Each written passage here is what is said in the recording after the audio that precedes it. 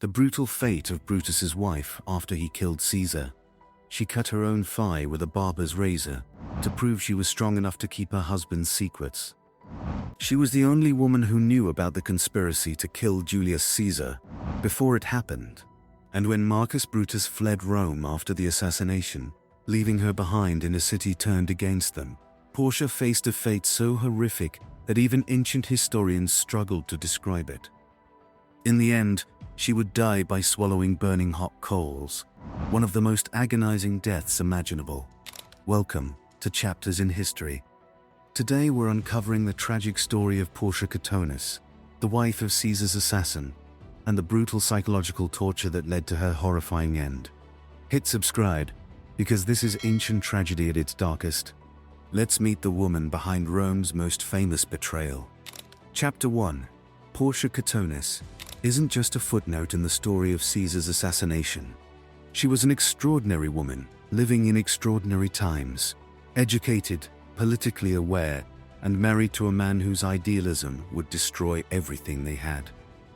Her story is one of loyalty, strength, psychological torment, and ultimately, a death so brutal it shocked even hardened Romans. But Portia's tragedy began long before Caesar's murder.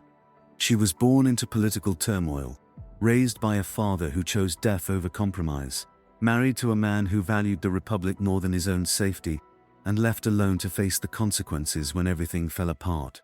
Ancient sources, particularly Plutarch and later Shakespeare, immortalized Portia as the ideal Roman wife, strong, loyal, and willing to share her husband's burdens. But the reality was far darker. Portia didn't just support her husband's decision to kill Caesar. She lived with the knowledge of what was coming, endured the chaos after it happened, and ultimately paid the price when Brutus's idealistic gamble failed catastrophically.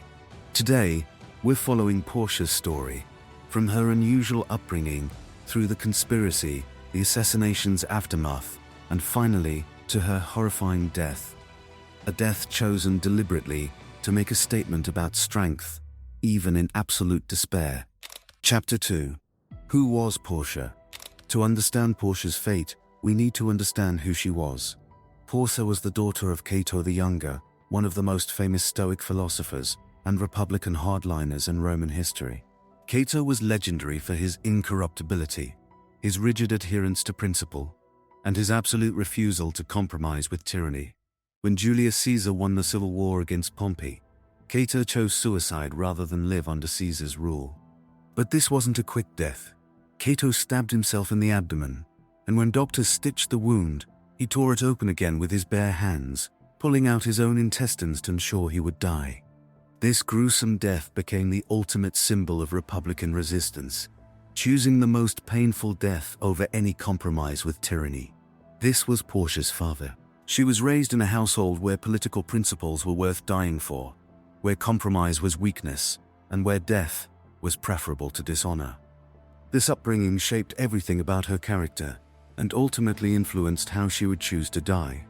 Portia's first marriage was to Marcus Calpurnius Bibulus, a fellow republican who served as consul alongside Caesar. She had children with Bibulus, but he died around 48 BC. Shortly after, she married Marcus Junius Brutus, another committed republican from legendary lineage. Ancient sources describe Portia as highly educated, unusual for Roman women even among the aristocracy. She studied philosophy, particularly Stoicism like her father, and was intellectually engaged with the political issues of her time. She wasn't just Brutus's wife, she was his intellectual partner. But there was a complication in this marriage that Roman society found scandalous. Portia was Brutus's half-niece. Her father Cato was Brutus's uncle. They divorced their previous spouses to marry each other, which raised eyebrows even in Rome where political marriages were common. Some sources suggest Brutus married Portia partly out of genuine affection. This marriage would be tested like few others in Roman history. Chapter 3. The Wound. In early 44, Brutus was behaving strangely. He was anxious, distracted, and clearly hiding something from his wife. Portia knew something was wrong. This was unbearable for a woman who saw herself as her husband's equal partner. Plutarch tells us what happened next in vivid detail. Portia took a small barber's razor, the kind used for shaving, and deliberately cut deeply into her own thigh. She didn't cry out or call for help. She let herself bleed, keeping the wound hidden under her robes until she nearly passed out from blood loss. When servants found her collapsed and discovered the self-inflicted wound, they were horrified. Brutus rushed to her side, demanding to know why she had done this. Portia's response reveals everything about her character and the world she lived in. She told Brutus that if she couldn't endure physical pain, she had no business knowing his secrets. If she was too weak to control herself under torture, she couldn't be trusted with dangerous information. But by cutting herself and remaining silent despite the agony, she had proven she possessed the strength and self-control necessary to be his confidant. "I am Cato's daughter," she told him, according to Plutarch. She reminded him of her lineage, her upbringing, and her understanding that some things were worth suffering for. She argued that a woman was more than just a wife to bear children. She could be a true partner in all things, including dangerous political action. Brutus, moved by this demonstration, and perhaps shamed by her courage, revealed everything. He told her about the conspiracy to assassinate Julius Caesar.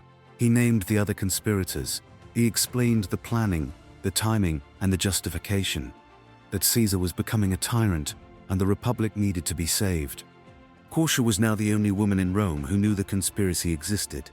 She carried this knowledge for weeks leading up to the assassination, knowing that if anything went wrong, she could be tortured for information or killed as an accomplice. The psychological burden must have been enormous. Ancient sources describe Portia as nearly breaking under this pressure. On the morning of the Ides of March, March 15th, 44 BC, she was so anxious she could barely function. She knew Brutus was going to the Senate to participate in the murder. She knew that within hours, her husband would either be hailed as a hero or hunted as a criminal. The waiting was torture. According to Plutarch, Portia's anxiety that morning was so severe that she fainted.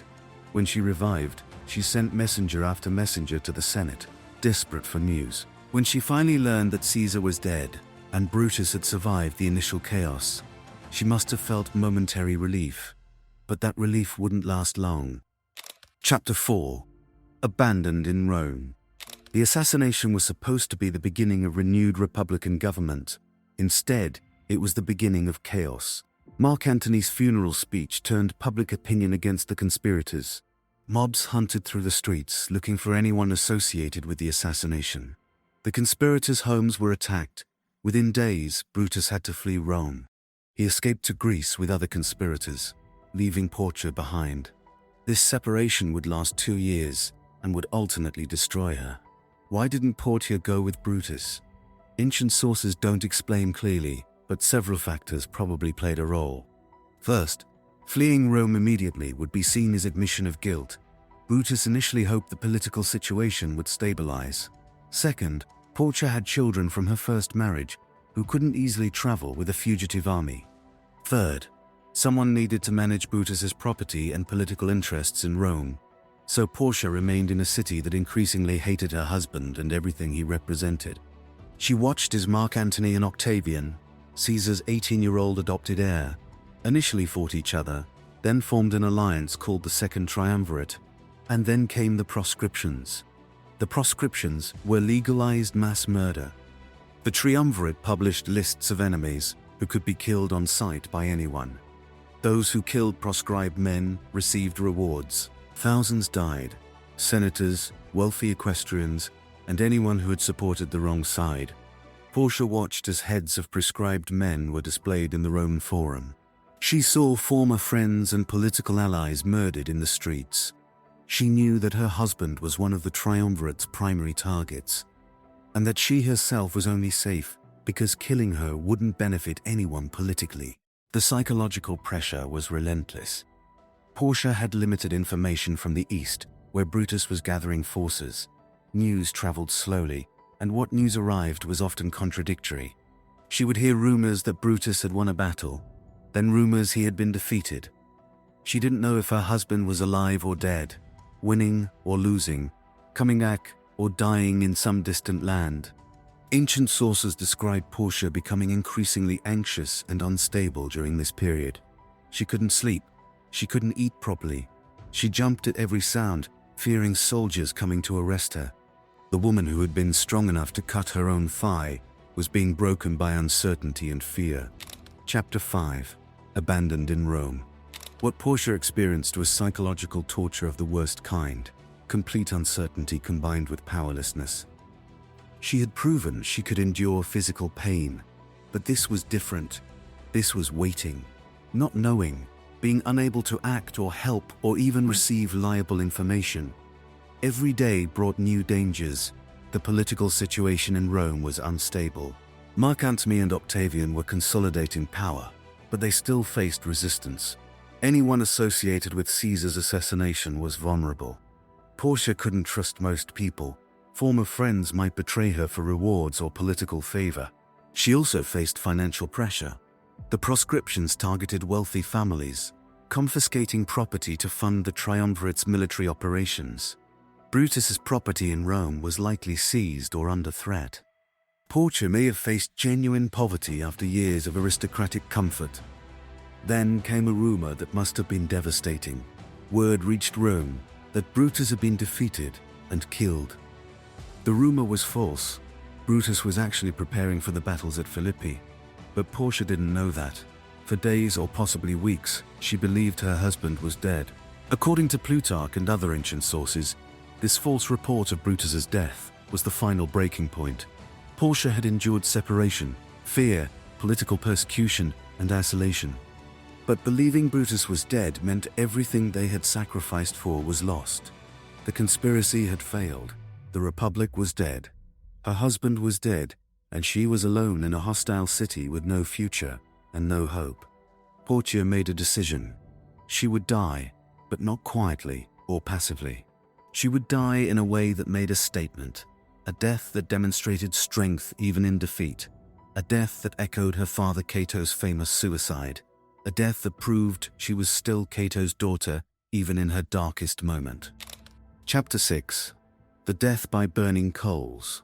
The ancient sources describe Portia's death, but they struggle with the details because the method was so horrific and unusual that writers weren't sure exactly how to explain it.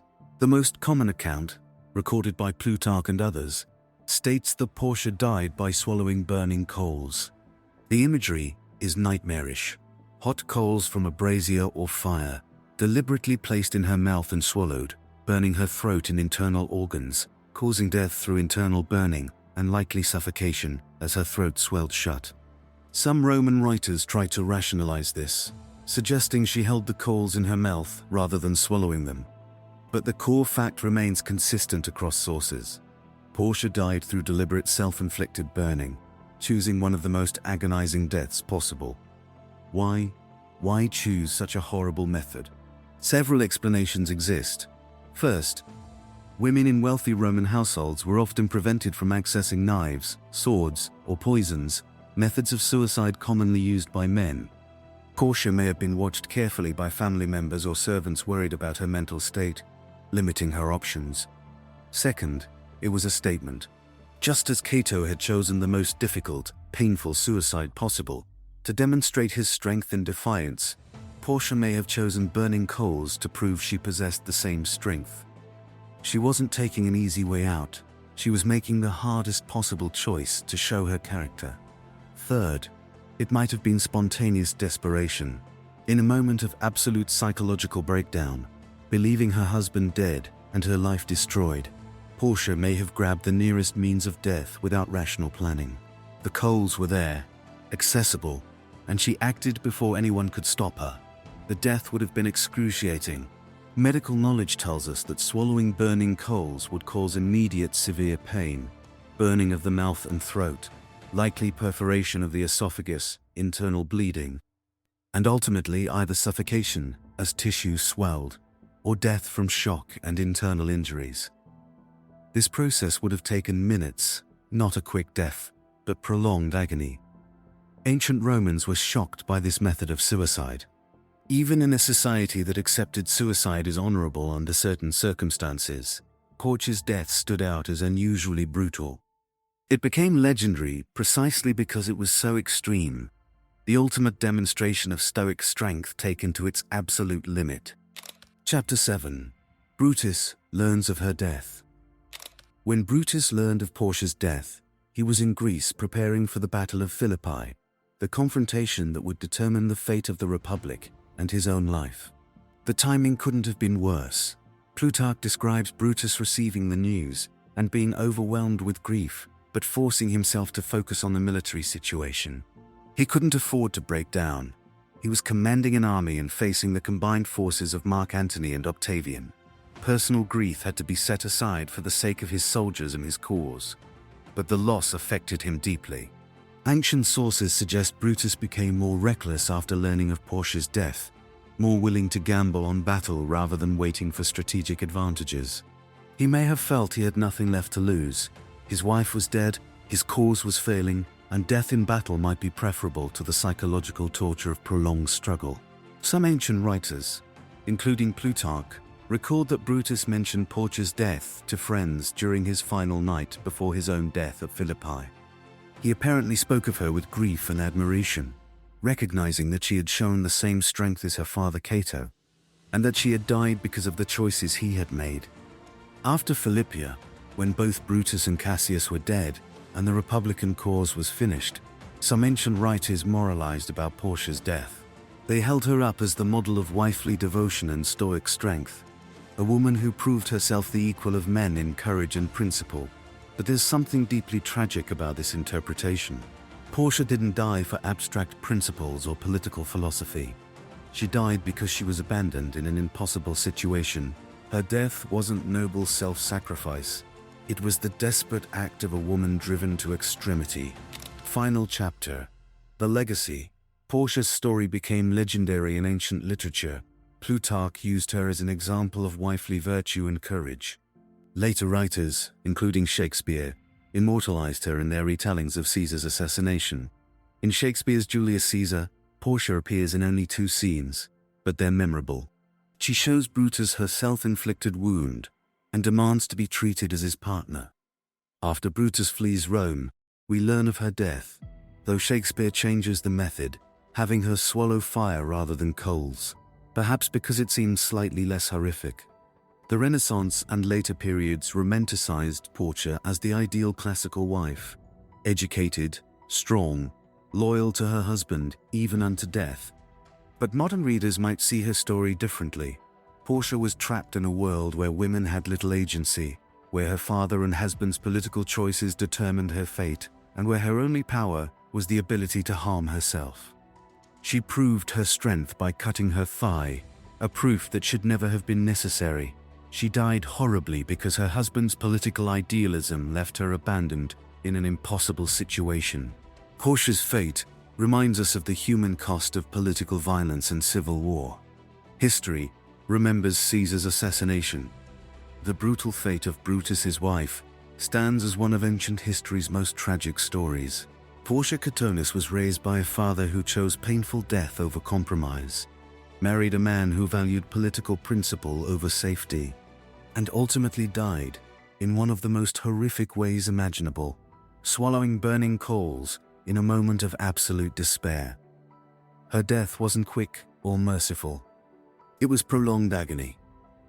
She died believing her husband was already dead, believing the cause they had sacrificed for was lost, and knowing that she had been abandoned to face consequences alone. History remembers her as an example of stoic virtue and wifely devotion. But perhaps we should remember her as a warning about the human cost of political violence, about the way civil wars destroy not just armies but families, and about how the powerless suffer most when the powerful go to war. Portia proved she could endure physical pain, but she couldn't endure psychological torture and abandonment.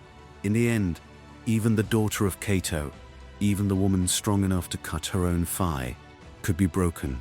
And when she broke, the result was a death so brutal that Rome remembered it for centuries. What do you think drove Portia to such an extreme death? Share your thoughts in the comments, and subscribe to Chapters in History. Next time, we're covering Cleopatra's children and what happened to them after their mother's death. Until then, remember, strength has limits, and sometimes the strongest people break in the quietest ways.